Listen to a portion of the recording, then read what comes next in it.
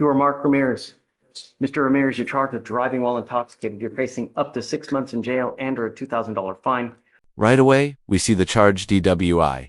Now, here's the thing. In Texas, even if you're just asleep in your car, you can still be charged if the officer determines you had control of the vehicle. That's the key word. Here, do you think that's fair? Or should sleeping it off be considered different from driving?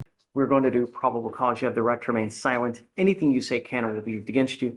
You have the right to have an attorney present. If you cannot afford one, one will be appointed to you, sir. Okay. Thank you, Your Honor. On April 18, 2025, in Harris County, Texas, an officer observed a motor vehicle stopped in the right lane of traffic with its hazards on. The officer approached the motor vehicle and observed the defendant to be asleep in the driver's seat. The officer parked his motor vehicle in front of the defendant's vehicle and attempted to wake the defendant up. Once the defendant was awoken, he allowed his motor vehicle to roll forward and strike. Notice how quickly this escalated. Ramirez goes from rolling into police cars to refusing to cooperate. Judges don't like seeing this pattern. It screams this defendant can't follow simple instructions, and that's devastating when bond conditions are being decided. Imagine being the judge. Would you trust him out on bond after this? The officer's vehicle. The defendant then turned the vehicle off, but failed to put it in park, leading the motor vehicle to roll backwards and strike the other officer's motor vehicle that was on scene behind the defendant's motor vehicle. Once the defendant exited the vehicle, he became uncooperative and was required to be detained by the officers. The defendant would not answer any questions and kept saying, "Oh yeah," over and over. The officer observed a strong odor of alcoholic beverage emitting from the defendant. The defendant declined to participate in standard field sobriety tests initially. Once the defendant was transferred to jail, the defendant stated that he wanted to perform the standard field sobriety tests when asked to perform them again. The defendant was read Miranda warnings and stated that he wanted to speak to the officer. The defendant then stated that he had a 12-pack of beer since he had gotten off of work. The defendant stated he did not know what time it was and what time he stopped drinking. The officer observed the defendant to have bloodshot eyes and slightly slurred speech. Standard field sobriety tests were conducted. A 6 out of 6 on the HGN, a 3 out of 8 on the walk and turn, a 2 out of 4 on the one-leg stand. The DIC was read, and the defendant consented to providing a blood sample. Mr. Ramirez, I'm going to find that there's sufficient probable cause to go forward with the case. If you have a problem with drugs or alcohol, now is the opportunity that you're going to get to address it. If you don't, and it becomes a problem on bond, I'm going to address it for you, and I promise you're not to like the way that I do it. Do you understand? Yes, sir. You are not to use alcohol, illegal drugs, unprescribed controlled medication. I'm going to test you like crazy to ensure that you're not using. Any prior DWIs, and does he have a license, please? Judge, I don't have any prior DWIs, and I'm checking the license right this second. If you do not have liability insurance and a Texas driver license, you're not allowed to drive, and that is also a condition of your bond. Judge, we have that his license is eligible. Okay. Do you have the ability to hire a lawyer, Mr. Ramirez? Do you work? How old are you, sir? Okay. We're going to give you time to hire a lawyer, so I will have you go to Victoria, sign a reset, and then I'm going to have you take your seat in the jury box while we get your bond conditions. A, don't use. Do you understand? You're going to get called to tested. If you fail to appear, I'm going to issue a warrant for your arrest. You understand? All right. Hello, sir. Ma'am, you're charged with assault, bodily injury. You're facing up to a year in jail and or a $4,000 fine. We are going to do probable cause. You have the right to remain silent. Anything you say can or will be used against you. You have the right to have an attorney present. If you cannot afford one, one will be appointed to you. Thank you, Your Honor. On April 17, 2025, in Harris County, Texas, officers were dispatched to an assault call. Officers arrived and spoke with the complaining witness, who stated her and the defendant are neighbors. The complaining witness stated the altercation was only verbal until the complaining witness exited her apartment unit and observed the defendant approach her while calling her names.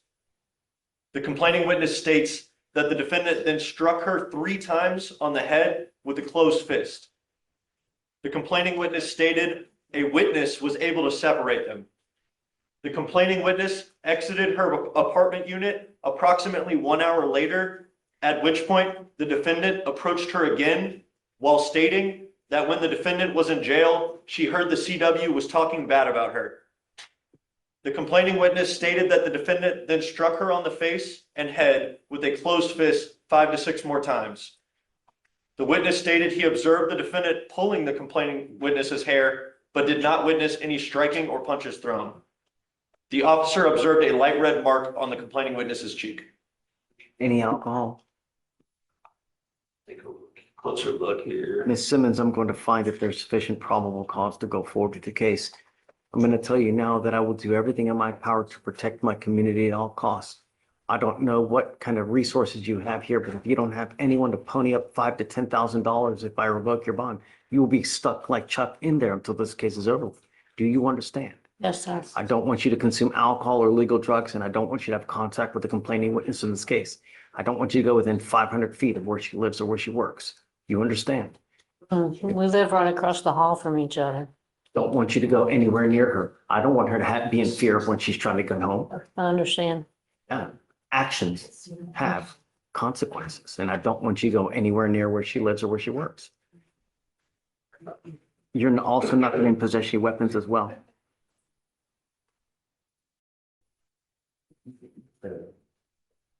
Judge, after taking a closer look, it doesn't specify whether or not alcohol played a role in this event. Do you have the ability to hire a lawyer, ma'am?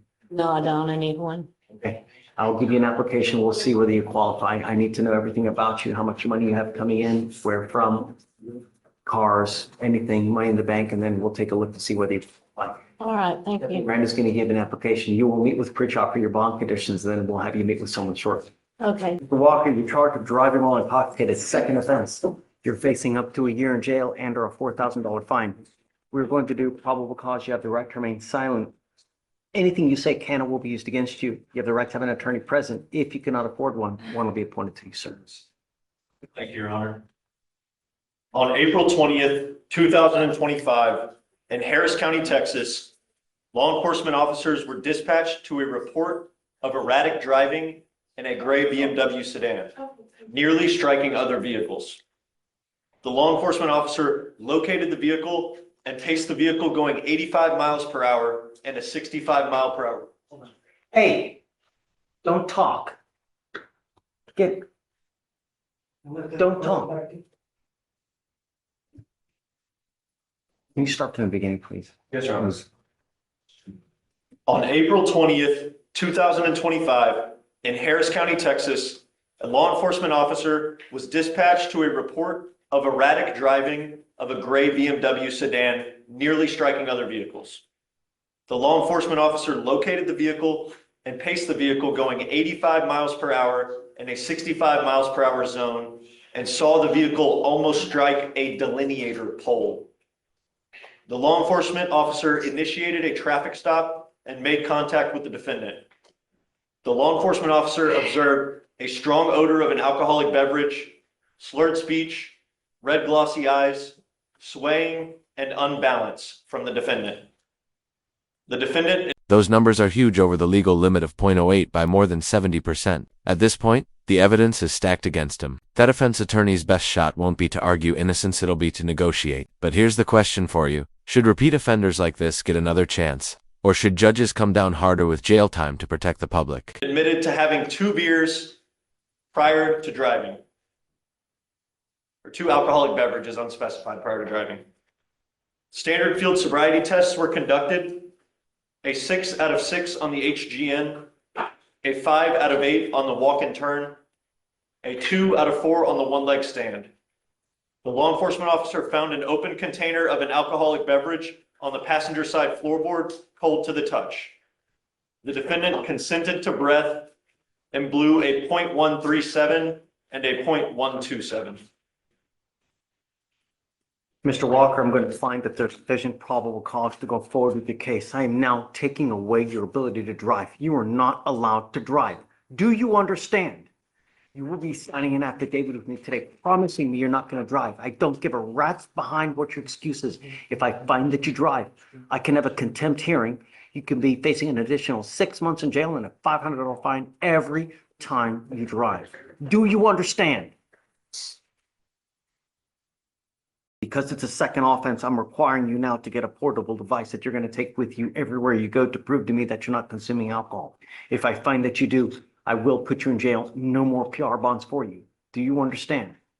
You're not to consume alcohol, illegal drugs, unprescribed controlled medication. I'm going to randomly test you. Does he have a license? Can you run it? Yes, Your Honor.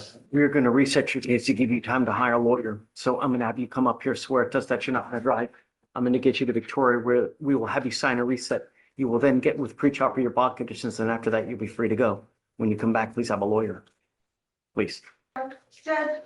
Oh, hold on, Vic. Let me tell Mr. Walker one more thing. Come up. I am placing a restriction on your license. You are not allowed to drive any vehicle that doesn't have an ignition interlock on it. I'm sending notice to DPS in Austin so that every single officer in the state knows that if you're in a vehicle driving, that vehicle is supposed to have an interlock on it. If you're caught and you don't have one, they will take you to jail. As it stands now, as part of your bond conditions, I'm warning you not to drive for the time being. Do you understand? Look, it's not, I'm just, no response is required. I'm just telling you what the expectations are.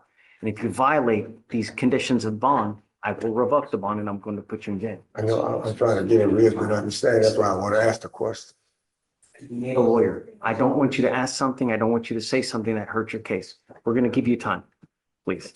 All right. Good morning, Ms. Arena. Hello, how are you today? We took you into custody, or we have you in custody now because you are on deferred for an aggravated assault of a family member. And a motion, I'm assuming a motion, let me make sure. Yeah, it looks like a motion to revoke has been filed and you are at a bond denied status now, meaning that you're being held at no bond. So what we're going to do is we're going to do probable cause in this case here. We have to take you into custody. You will probably populate on Monday's docket for the felony court. That's for what? You're now charged with driving while intoxicated. Now, see, here's the thing. Oh, did I ask you to say anything? No, sir. Okay, please. You have the right to remain silent. Exercise that right. You Yes, may sir. say something that hurts your case unknowingly when you're trying to think that you're helping. Just don't. Yes, We're sir. going to do probable cause. Like I said, you have the right to remain silent. Anything you say can and will be used against you. You have the right to have an attorney present. If you cannot afford one, one will be appointed to you. I'm going to appoint your lawyer after we do probable cause to you. You can speak to someone here momentarily. Okay. So let's just do this real quick and then. Okay. Thank you, Your Honor. On April 19, 2025, in Harris County, Texas, a law enforcement officer conducted a business check of an Exxon gas station. The officer observed a motor vehicle at the gas pump without a front license plate and with the brake lights on.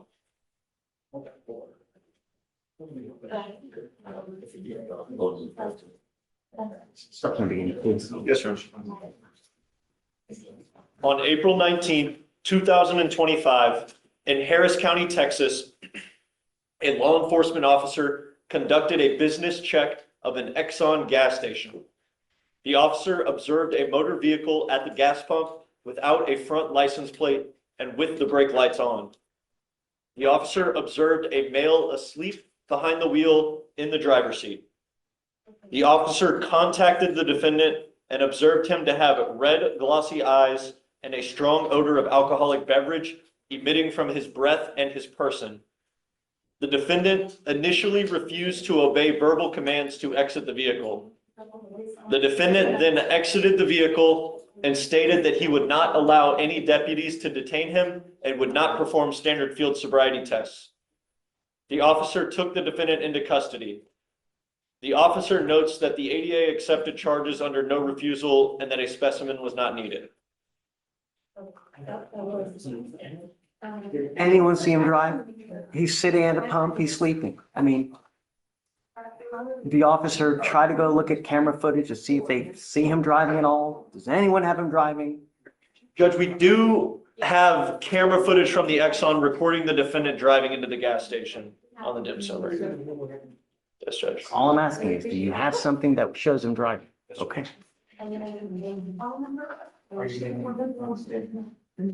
Mr. Rain, I'm going to find that there's sufficient probable cause to go forward with the case. I'm ordering you as a condition of your bond not to consume alcohol, illegal drugs, unprescribed controlled medication. I'm going to randomly test you. If I find that you're using, it's not going to go well. Yes, You sir. understand? Just don't use alcohol or illegal drugs. I completely understand. Okay. Um, Hold on. Does he have a valid license? Can you check, please? Yes, Your Honor. I will check. As long as you have a and then does he have any prior DWIs, I guess, as well?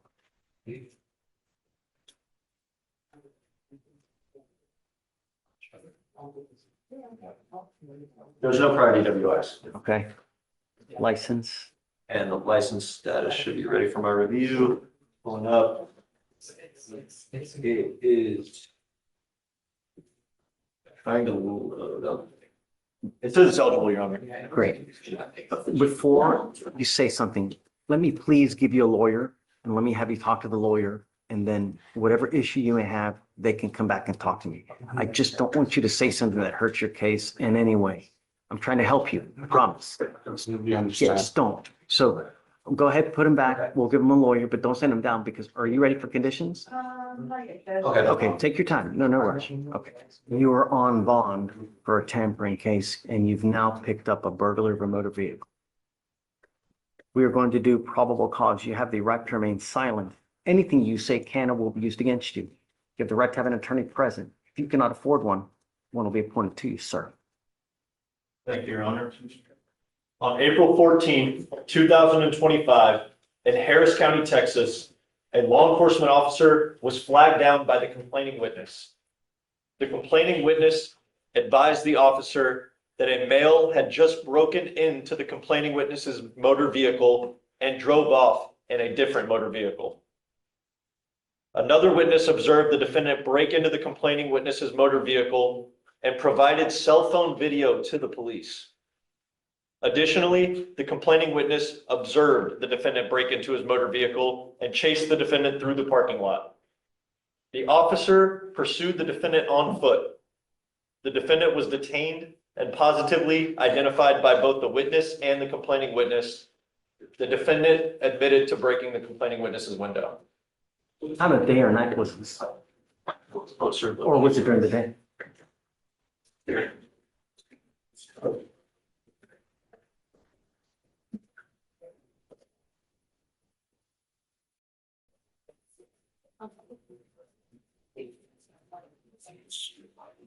It's in the daytime, it appears, Your Honor, but also, like, when you read the summary, it looks like an officer detained him on a bicycle and that he was wearing different clothes from the description of the foot pursuit, that clothes were ditched. I don't know. So then they did a drive-by identification of the suspect. Mr. Robinson, what is the one thing I asked you not to do? The one thing I asked you not to do. Not be a danger to my city or pick up a new case. You've now picked up a very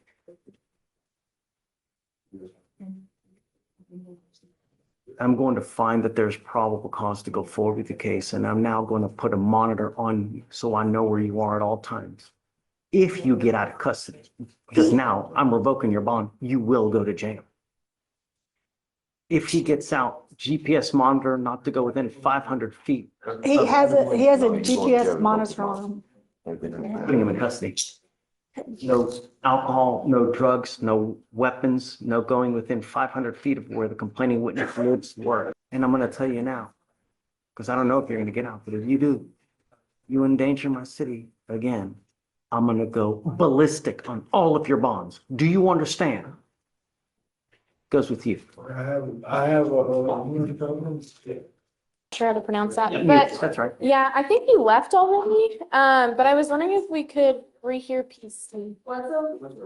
Okay. Oh, he did? Oh, okay, I'm sorry. But I hope, because I had I'd asked him to reach out to the complaining witness just to make sure that she's okay. Okay. Because if she, One issue there. So because it was resisting, it's not in our system. Her contact information is not in our system. Now, when the offense report goes through, it should be. Problem is we don't have that offense report yet. I'm gonna keep checking it. I can try to run it through RMS. I mean, until I know, yeah, that's Mr. Mukes right there.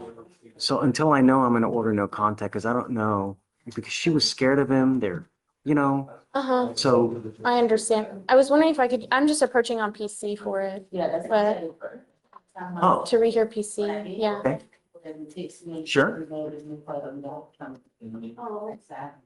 Do you mind reading it again? Please. Officers were dispatched to a disturbance call on April the 19th of 2025. Officers observed the defendant to be outside of the residence with what appeared to be an injured hand. Defendant stated he had injured his hand while punching a wall when he was in an argument with his wife. Defendant stated he was drinking, quote, Crown, and requested medical attention to the scene. Officers attempted to make contact with a female at the residence who refused to open the door. She only stated that the defendant should not be at the residence and that she was in fear of the defendant. Defendant advised that he would leave the location and return at a later time. Later on that day, the defendant contacted Precinct 7 dispatch and stated that he was going to kick the door down at the aforementioned residence. Officers returned to the location and made contact with the defendant, who stated that he was going to kick the door down as soon as officers left the location. Due to the defendant's apparent intoxication and the danger he posed to himself and others, officers attempted to place the defendant in custody for public intoxication. Here's my problem. I didn't have a problem until that point. Right, I understand that, Your Honor, but if the police are arresting him for public intoxication, the front door is not a public place under the statute or under case law or under the It's outside. definition. It doesn't That's matter. right. It doesn't matter. It doesn't fall within the definition of a public place. Public places are where multiple people go through. They're common areas. It's not a public place. He's not in his house. It is his residence. It's No, his he's residence. outside. He's outside, and I would argue. He's Your Honor, outside. He's not inside the house. He's He's outside. right at the front door, and so. I mean, Your Honor, I would argue, mailmen go up to the front door, delivery packer goes to the front. I don't door, think under the driver- statute it qualifies. I mean, I have. show me a case that Sure, says I have the definition. or is, Right, I have the definition of a public place under the I know what Texas the Penal definition of a Code. public place. It's like Should- apartments, hospitals, libraries, schools, office buildings, sidewalks, like driveways, the public road, not the front door. I mean, even the police, like, there is a reasonable expectation of privacy of going into the front door of the house. Like, it's not really considered a public place under the statute. Show me case law, because I don't know. I mean, I'll try, I can find. I know I know the definition. I've seen the Right, definition, yeah. right? But show me And- something that says that being, near the front door is private property, so it's not. I Right, mean, right. at the front door. I mean, that is like. I mean, people have a reasonable expectation of privacy in their home, like. In their home, Right, yes. and at the, like, even at the very, like, front of the door. I mean, We don't know exactly where he is. but that's what the DIM says. Okay, Your Honor, what I would say, he's clearly not in the house, he's at the front door, he's threatening to kick the door down after they had just gone out on a domestic related call. Which said he appeared to be intoxicated, the defendant himself told officers that he was drinking Crown. They decided that based on the facts, he was a danger to himself, and they decided to place him in custody for public intoxication. Mr. Mukes, come on up. I'll turn the live stream on. Martinez, Georgina? Yes, sir. Yes, sure. Yeah, no, to have, I mean, Brenda wants to, I would can't. She's all right. She's not calling. She can find out. Right. I said, the message is so get a quarter about how you get here each day. You know what I mean? So you let her know, if mom doesn't have to be contact with her, doesn't let her know to come in and It's pitch. working. That's it. Yeah, I'm not, hey, let her know we're not gonna play the games. I don't care.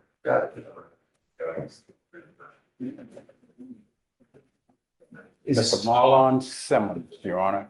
This is was a DWI PTI that went south. Why for a plea?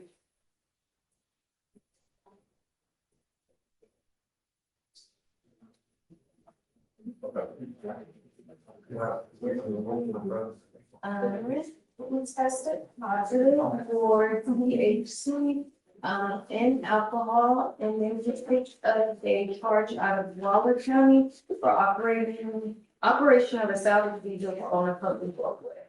Okay, so this case is 517 days old.